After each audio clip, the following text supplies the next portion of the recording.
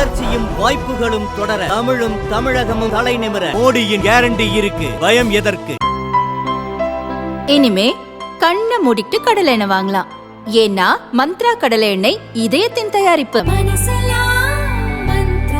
ஓட்டுக்காக இலவசங்களை வாரி வழங்குவதை பாஜக ஆரம்ப முதலே கண்டித்து வருகிறது.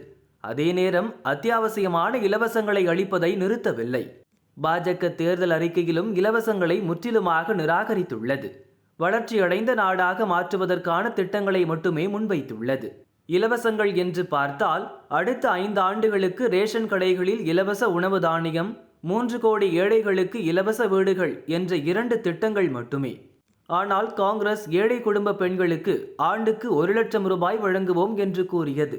இதை மனதில் வைத்து காங்கிரசின் தேர்தல் அறிக்கை நாட்டை திவாலாக்கிவிடும் என பிரதமர் மோடி பேசியுள்ளார். காங்கிரஸ் இந்தியாவை இன்னும் வளரும் நாடாகவே பார்க்கிறது. காங்கிரஸ் தேர்தல் அறிக்கையில் இந்தியா நடுத்தர வருமானம் பெறும் நாடு என்பதை உறுதி செய்வோம் என கூறியுள்ளது. ஆனால் பாஜக அடுத்த கட்டத்தை அடைந்து விட்டது. வளரும் நாடு என்ற நிலையில் இருந்து வளர்ந்த நாடு என்ற இலக்கை நோக்கியே தேர்தல் அறிக்கையை வடிவமைத்துள்ளது. அனைத்து துறைகளிலும் ஸ்டார்ட் அப் நிறுவனங்களின் எண்ணிக்கையை அதிகரித்து அவற்றின் உற்பத்தியை பயன்படுத்திக் கொள்ளுதல், நவீன தொழில்நுட்பங்களை அனைத்து துறைகளுக்கும் விரிவுபடுத்துதல், உள்நாட்டிலேயே விமானம், கப்பல் கட்டுமானத்தை ஊக்குவித்தல், உலகளவில் ரயில்வே உற்பத்தி மையமாக இந்தியாவை மாற்றுதல், ஐநாவில் நிரந்தர உறுப்பினர் பதவியை பெறுதல், தெற்காசிய பிராந்தியத்திற்கான ஒப்பற்ற தலைமை நாடாக உயர்வதற்கான திட்டங்கள் என முன்னேறிய நாட்டுக்கான திட்டங்களை பாஜக வகுத்துள்ளது.